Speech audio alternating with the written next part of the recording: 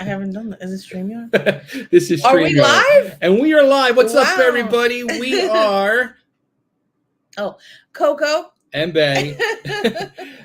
This is our debut show, our new show called Boosting the Algorithm, because it seems like that's what everybody in the world of reselling, YouTube, and social media is always trying to do, especially us included. And we're here to talk with. Now, I was waiting to say this because this is like our little joke. He was known in our household as the 40,000 listing guy. Now he's known as the 50,000 listing guy. Yes.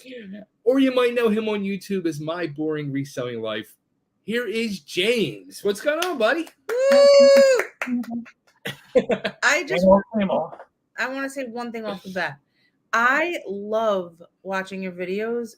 I don't know if this I mean this as like a complete compliment. You remind me of like kind of like almost like an ASMR MTV VJ. I can see that. Reselling channel. Like you definitely are like you got like you have my attention. I love it. I'm trying to get back into that whole, yeah, more of a playful, goofy showman, because with the eBay issues, I let that drag me down so much. So I'm trying to get back into that playful mode. Yeah, but even at the videos that are about that, there's something calming. Even when you're not being like, you know what I mean? Like there's just you got something there. It's like a calming, almost a Zen commentary on the bullshit. I can't explain it. You know what I mean? I appreciate that. I get those kind of comments a lot about my voice being soothing or something. Yeah. And now I pay attention to it and I can hear it cracking now. And I'm like, wait, what's going on here? So it's too funny because whenever I'd be like going through and I would see something on YouTube and I'd watch a video and I'd like go run and tell Coco, I'm like, the 40,000 listing dude. And that's how you referred to in here in our conversations. And then I was like, oh, he's now the 50,000 listing dude. He broke 50,000 listings. I don't know what I'm going to be next then, because I can't. I kind of slowed down, so I'm the cross listing guy now. When did you start? When was your first YouTube video? Well, I used to do shoe videos, so I had a shoe collection. I started the channel in 2009. Wow. So my first 6,000 subs, those were all shoe people. Wow. So because I had about 850 pairs of shoes, Jordans and Nikes and stuff in my collection. And actually in this room, it was all shoes. Wow. Yeah. So that's where it started. Then during that time, I would throw in little stuff here and there with the thrifting and things like that. And then it just merged into all thrifting video. Wow. We'll go back even further because you've been doing the reselling thing for 21 plus years now, 22 plus years. 22, yep. So what was what got you started in the reselling? Well, I came from nothing. So parents poor, cockroaches, bologna sandwiches, that whole thing. 3-room apartment we all lived in. And I never had I don't want to say this to be mean, but when you live in that kind of environment, it drags you down. You become a part of that environment. Yeah. You become your surroundings. Yeah. And so I never had parents that pushed me to do anything. Like I quit high school at one point and they didn't care. And I made myself go back. So I started getting that drive that I don't want to be here. I don't want to become the statistic thing. Right. And, we lived not too far from a real nice neighborhood. So I'd always ride my bike or walk through that neighborhood and just look at all these big houses and all the cars and just dream the difference between them. And there's only 2 blocks difference. And yet it's night and day, the lifestyle. And so it took me a long time I could never figure out what I wanted to do in life. I know I wanted to work in a music store. So I eventually got there and was doing that, but I knew that wasn't going to be a long-term thing that would pay all the bills. But the one thing I did know is I wanted to be happy no matter what I did. So I never settled for anything. And so I just was working in the music store for about 9 years. I'm like 29 years old and I still haven't figured nothing out. So at this time, I feel like a loser, right? You're still living at home. trying to figure stuff out. You know, the girlfriends you were dating in the past several years, they knew what they were doing. So you always felt insecure and like a loser, like I couldn't figure things out. Mm-hmm. And then one day, I was working in the music store, and a fellow manager I was working with, he came in and he said, this was at the time where laser discs were going out of circulation. They were discounting them. And they had this Star Wars laser disc set that we were clearancing out in the store for really cheap. And he sold one on eBay. And at that time, I didn't know what eBay was. So he told me about eBay. And he goes, hey, if you buy one, I'll sell it for you and give you the money. I'm like, all right, that's cool. So I bought it, gave it to him. I'm like, well, just keep whatever fees or whatever you need to, or for your time or whatever. And a couple of weeks later, he came back with more cash than my paycheck. And so a light bulb went off. So after that light bulb went off, I was going to the library, learning about eBay, scrolling eBay for hours at the libraries, and then started trying to save up for a computer. So that's where it kind of started, and the light bulb went off. So wow.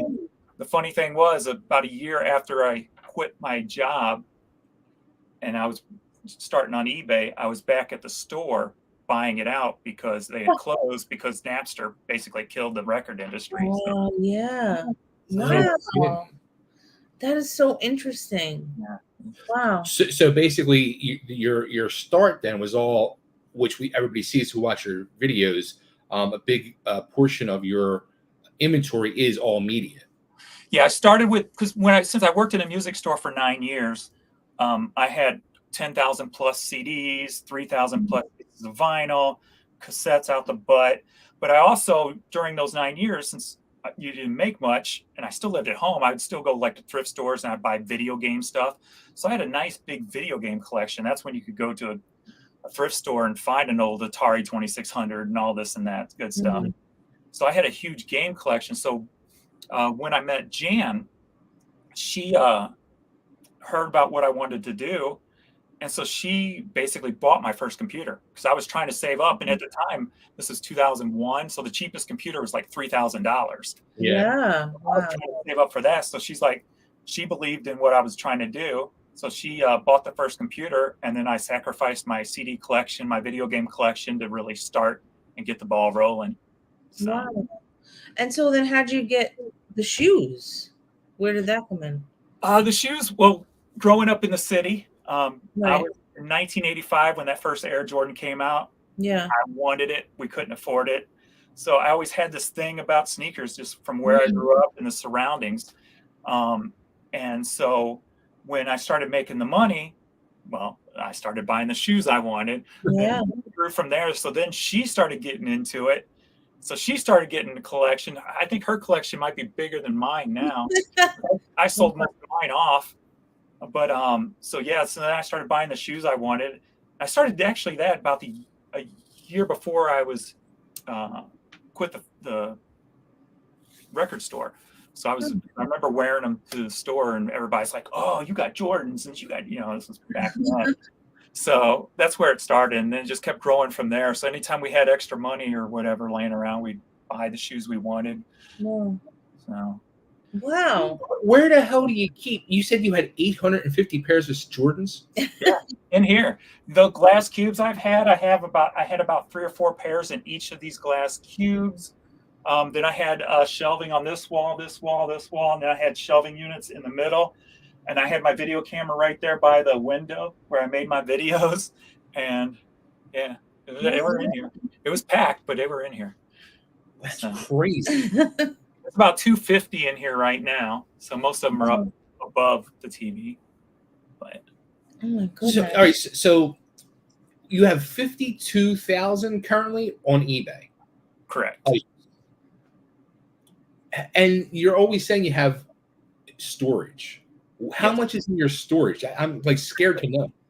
Well, let me go back. So when we first started the business, we got into the buy because the buying's the best part. Sure. So she found the first place we bought out, she found in the newspaper, if you remember what those are, a place in Greenville, Illinois, which is about an hour and a half or so away from here. They had a local little record store there was closing up, and they were asking $15,000 to take everything.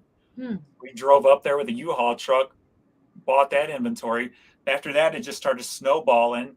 Like a year after I'd quit, the music store I'd worked at, we were in the rich area of St. Louis in Ladue, and it used to be a $2 million a year store.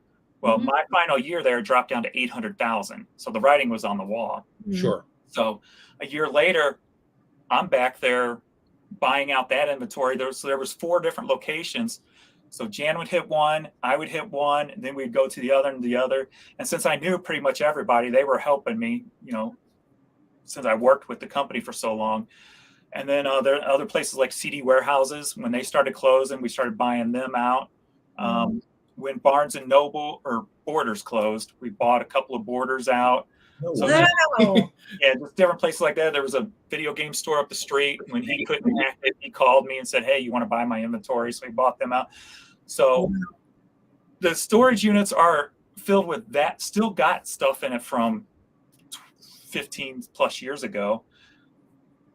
But on top of that, when the Goodwill bins came into the area, downtown was the first one, and it was before they cherry picked anything. So we were going down there every day for like a year straight, just grabbing stuff, throwing in storage, grabbing stuff, throwing in storage. And so, so now I got 2 10 by 30s packed, wall to wall, ceiling to floor.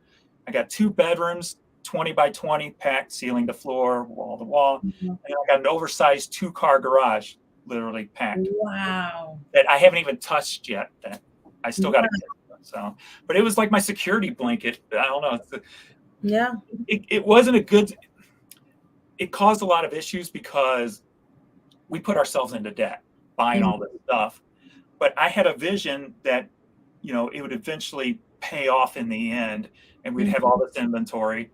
Thankfully, it did, but it was a hard road. When it comes to money, that's the hardest thing to get through in a marriage or anything.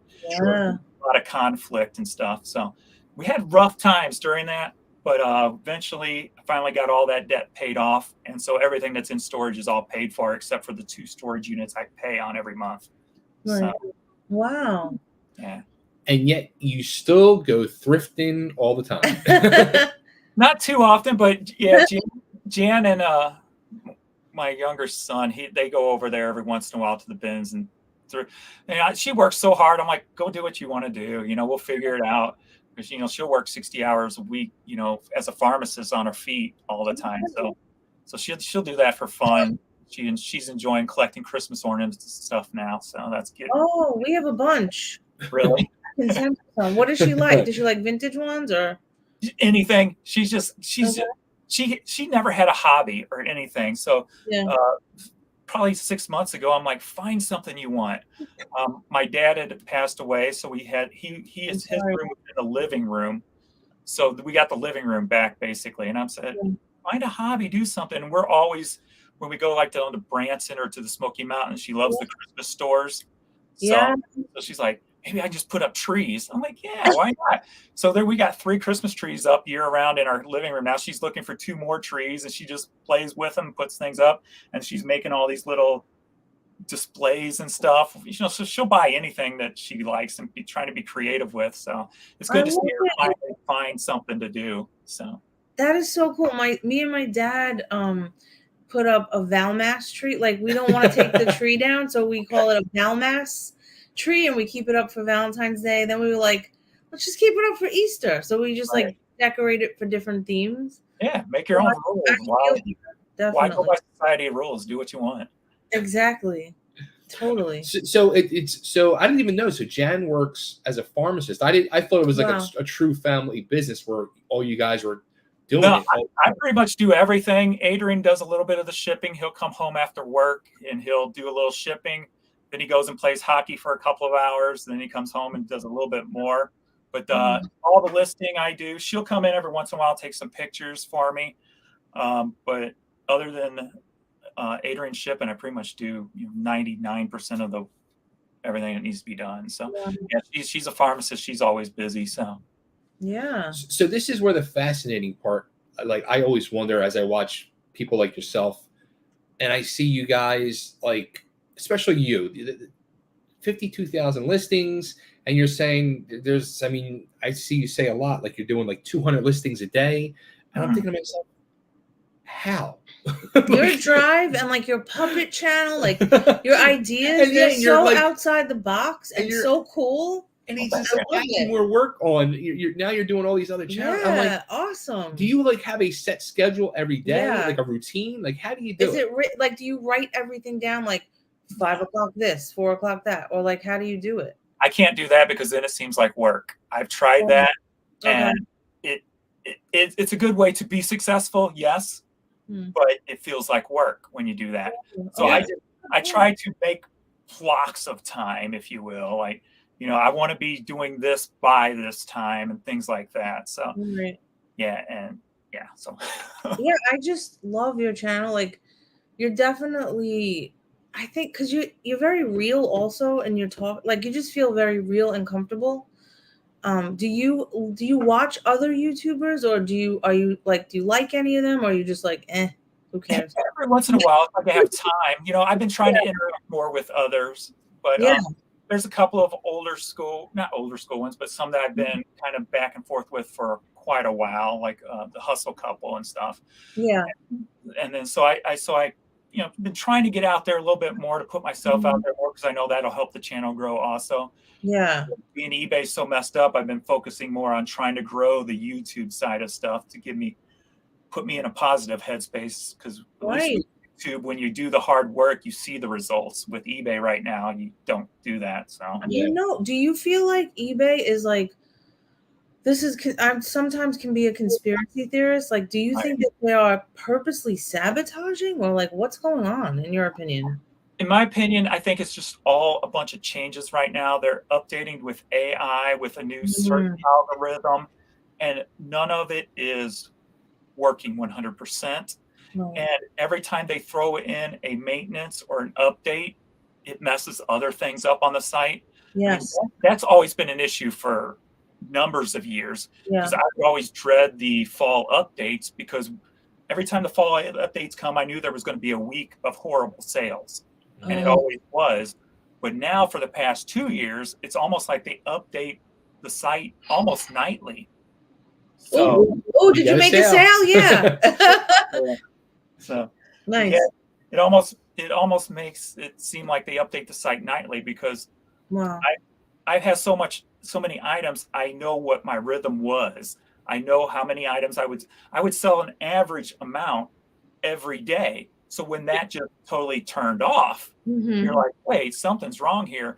And before the 2-year period, I would call in and I'd be like, hey, you got something major going on with your website.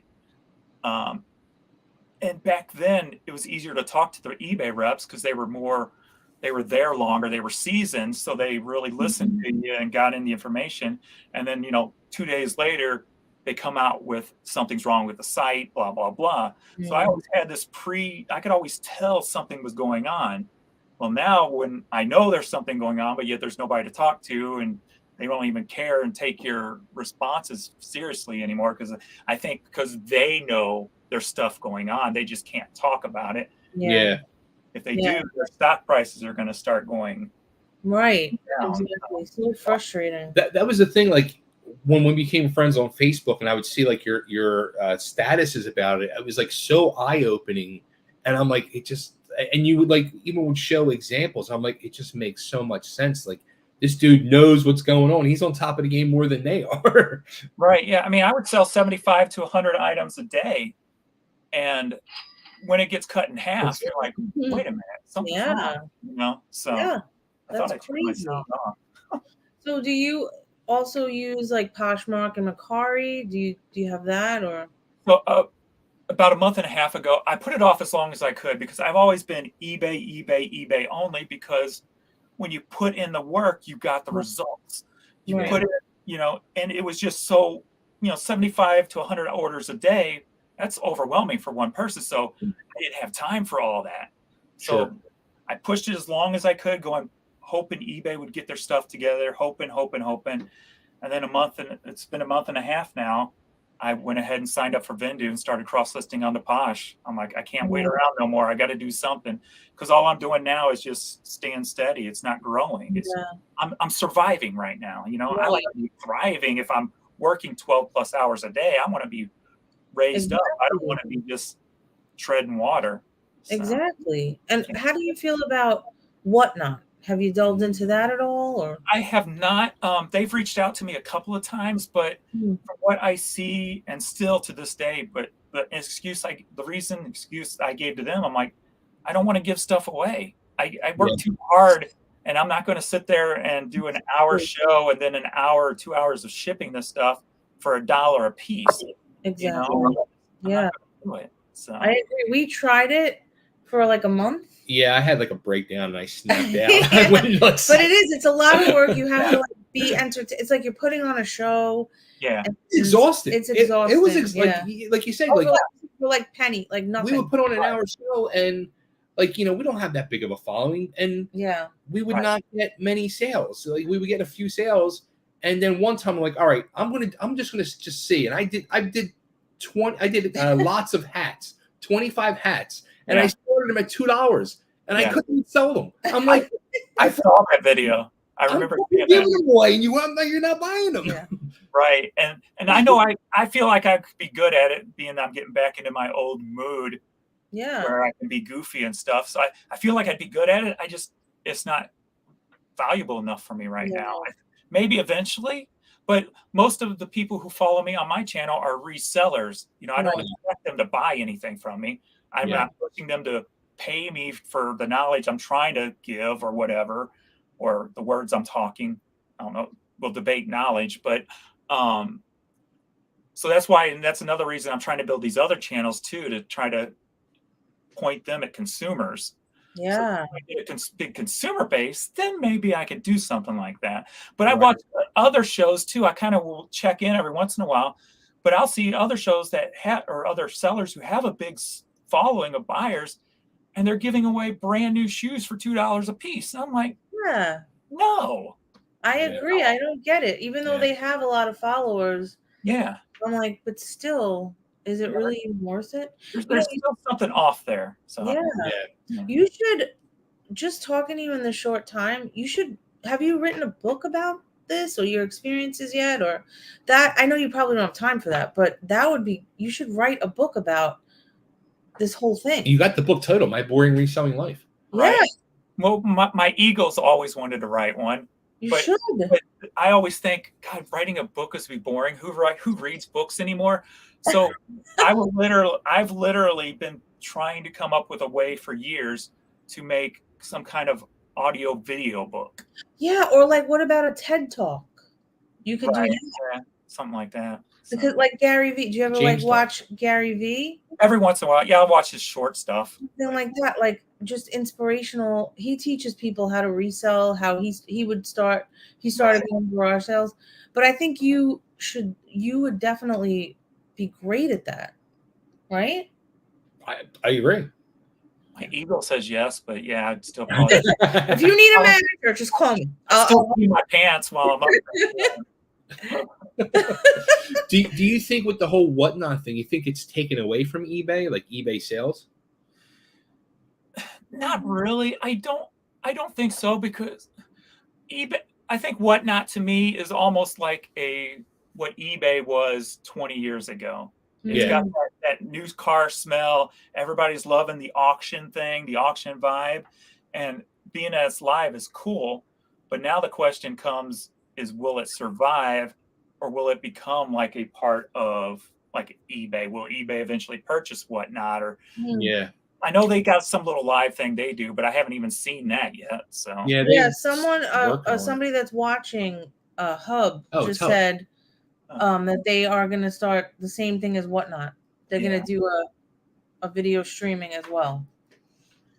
So. Yeah, I don't know what they're going to build it on, because their platform ain't too right now. So actually, Hub asked, and I know you already started a What's Sold channel, and he wanted to know how important do you think that is?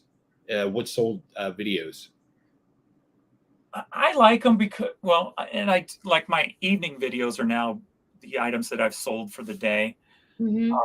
But a lot of people complain about them because they think resellers making YouTube videos about what's selling is what's hurting business. And yes, it is. I agree with that, because when I started selling hats, used hats, there was only, let me get my numbers, about 90,000 listings for used pre-owned hats. And now there's like over 400,000 pre-owned hats on eBay. Wow. But the difference between a reseller and somebody who runs a business reselling is that with a business, I personally love challenges like that. Okay, so that one's died down. Where do I go now? You know, for me, I've been doing it long enough and have enough, a little more knowledge than somebody just starting. Let's just say that. So I can pivot, where you'll have these newer sellers who are complaining about resellers showing what's selling because they don't have that built up knowledge yet. So it's hurting them more than, say, it's hurting myself.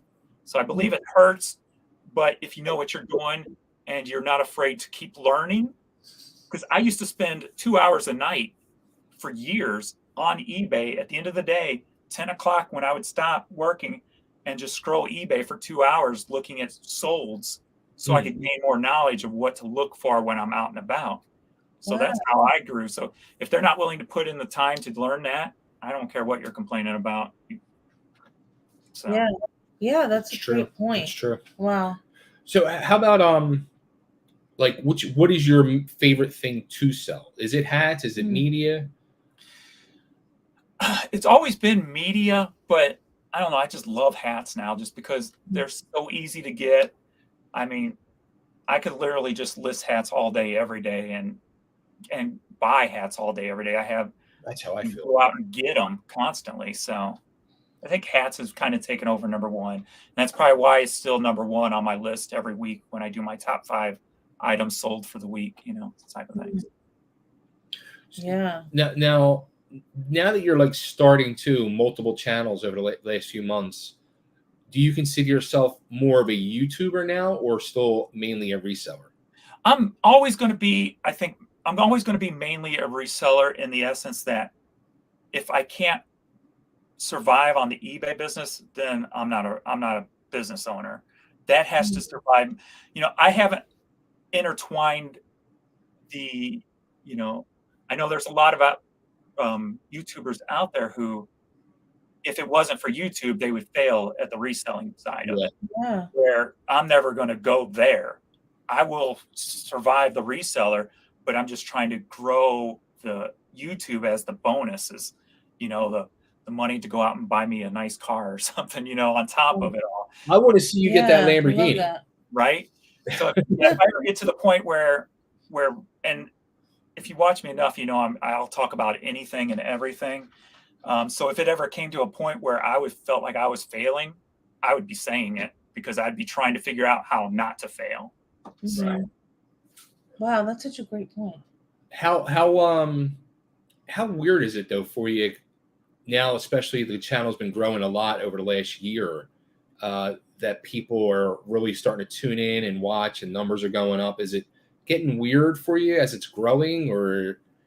There was a period, I don't know how long it lasted. I'd have to watch my videos back to see, where I was in that uncomfortable phase, because I would let haters get to me. Yeah. I would take what they were saying seriously. And a lot of that had to do with the stress I was under personally, with taking care of my dad and my dog dying, whatever the case may be. Bringing you down emotionally in your real life.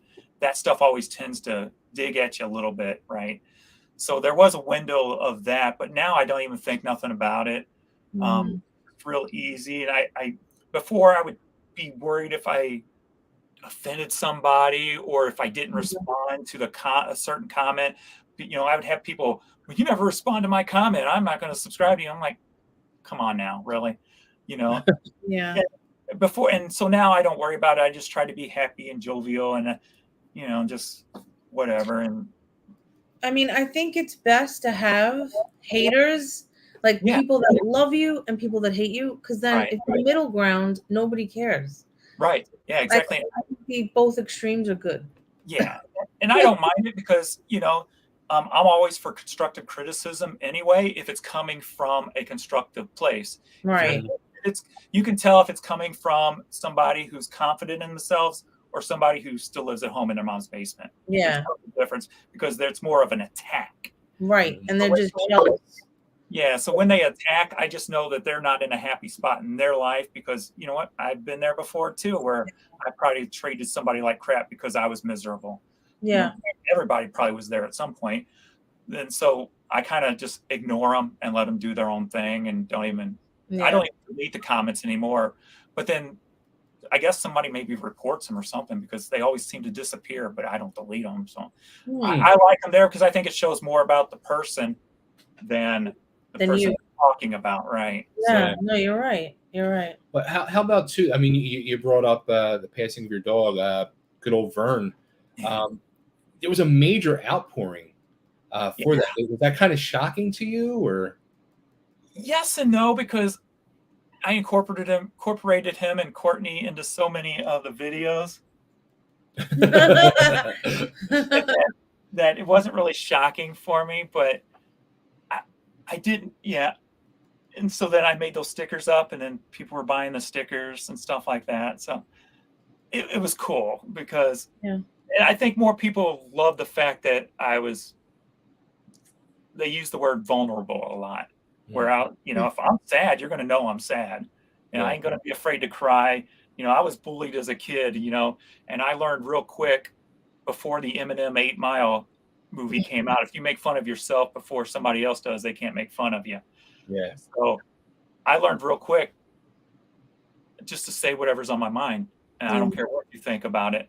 So that's where I kind of just learned to be, if I'm feeling it, you're going to know about it if you want to hear about it. So. No. That's awesome. Is there anything reselling wise that you've wanted to dabble in and get into, but you never have? Yeah. Car parts. I've always wanted to just get into car parts. I love cars. I've always just wanted, growing up, I'd always go to the junkyard to find pieces for my cars. So I've always wanted to get in car parts, but that takes up a lot of room. Yeah. They're dirty, a lot of cleaning. So something I've always wanted to get into, but didn't want to get into. We have so much in common, James, between our love for music, cars. Yeah. Yeah. We got to talk. Okay, that's kind of creepy. No. Hey, baby, how you doing? So I heard that you're going to be coming down our way and you have to come to the bins, but are your bins like hardcore? Like when I went in there the first time and I was like filming, they wanted to, the other resellers, I thought they were going to kill me. Yeah. They are like, the other day I went in and this lady, I was about to pick up like a vintage doll, and she like dove and like grabbed it right out of my hands. Yeah. Is it like that where you are? It used to be at the downtown location, and it may still be. I don't go down there too much, but for the most part, if you go there often, you become part of the regulars, and the regulars always look out for each other. I could literally walk into one of them now, and somebody would walk up and hand me stuff. Oh, wow. Because everybody's so cool about everything. So, but yeah, it used to be back in the day when they first opened. I mean, there was fights all the time breaking out. A lot of those people, there's still one crazy lady I'll catch every once in a while. And by crazy, I mean, she's talking to herself, and she don't care if you're standing next to you, she'll walk through you. So, and I was always the one they're going, pushing back on her, trying to get her stirred up. So, but there's still one I know for sure that does that here and there. So. But for now, when you go to the bins, I don't like. Do you like to I'd rather just go through and search the bins after the chaos. I hate being there when they bring them out and everybody's like lunatics. And I know I'm missing out on the best stuff, but I would probably end up having to hit somebody because I can't stand like feeling the people all over me. I feel like I got to fight to get my out. Like it's just weird. That's what I like about the St. Louis bins now. During COVID, they changed the rules. Instead of bringing out new bins, they change out twice a day. So they'll open at 10 a.m. with fresh stuff. You can run in, find your bins. Everybody's pretty much got their own bin or two they can go through. and then they close at 1 and reopen at 3 with fresh again. Oh, You wow. don't have to stay there all day. You can go in and be out of there in an hour. Oh, that's a good idea. I like Are your bins clean?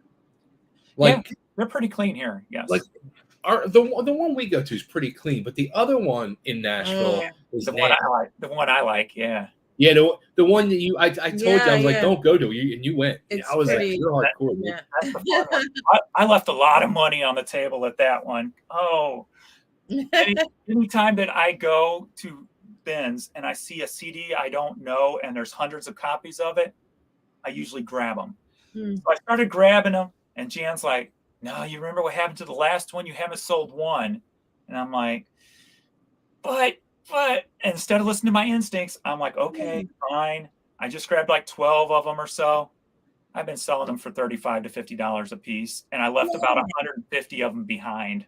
Oh, let's go see if they're there. Yeah, right.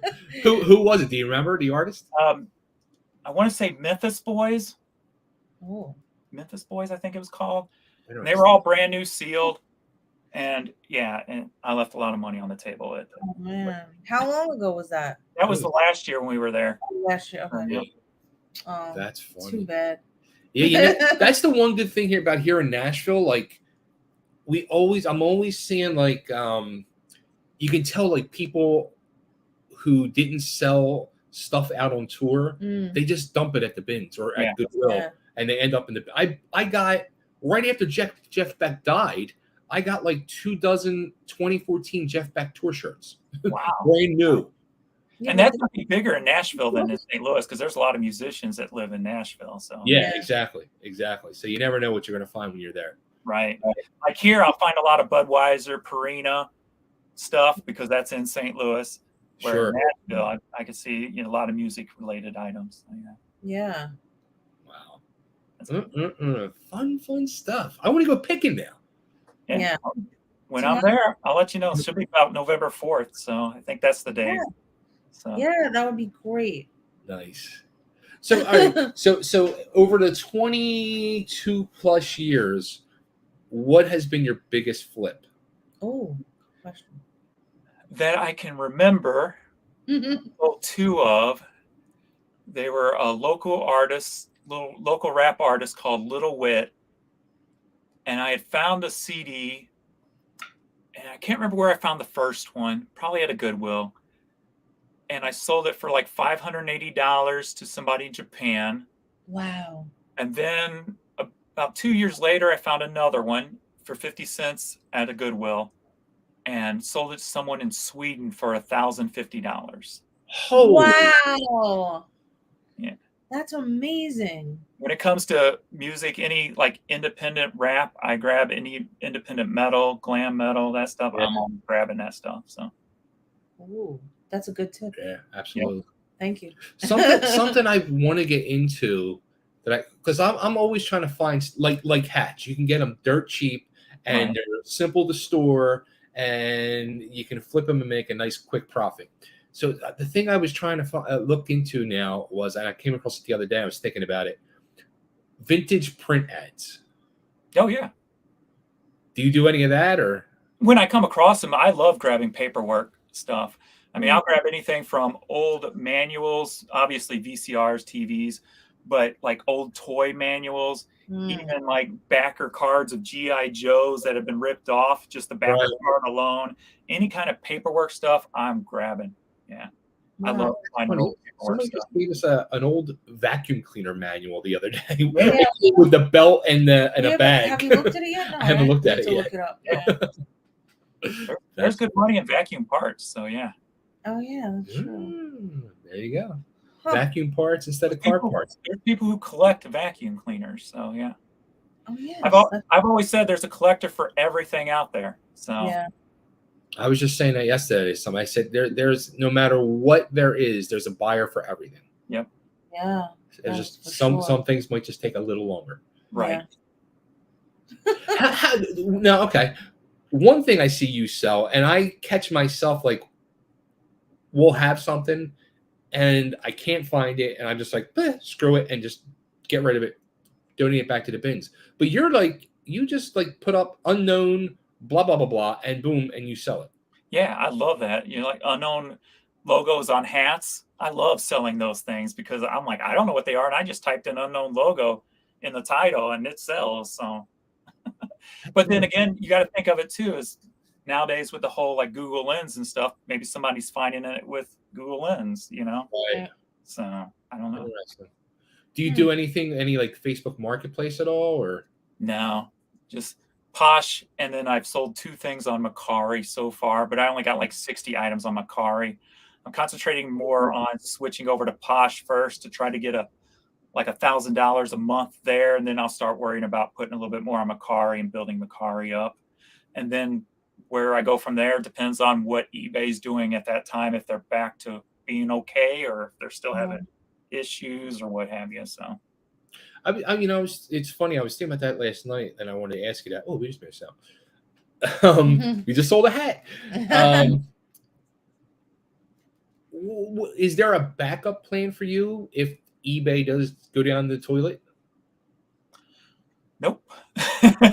Nope. That's why, yeah, all my eggs were in one basket. They were all in eBay's, and that's why I held out for as long as I could. But my next plan would be, yeah, probably just lots on Posh, selling lot stuff up and